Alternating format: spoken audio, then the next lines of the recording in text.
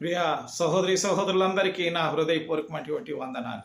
Bible గ్రంథమందు 7వ అధ్యాయము 24వ వచనం మనం చదువుకుందాం. కాబట్టి ఈ నా మాటలు విని వాటి చొప్పున చేయి ప్రతివాడును బండ మీద తన ఇల్లు కట్టుకొనిన బుద్ధిమంతుని పోలియుండును. వాన కురిసెను, వరదలు వచ్చెను, గాలి విసిరి ఆ ఇంటి మీద కొట్టెను, గాని దాని పునాది బండ మీద వేయబడిన గనక అది పడలేదు.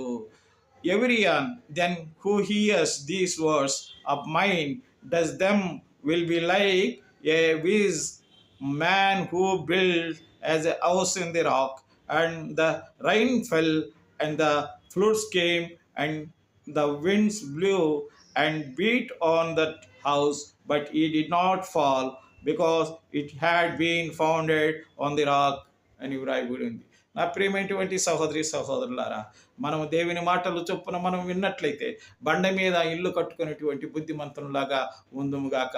దేవుడు ఆశీర్వదించునుగాక. ఆమేన్.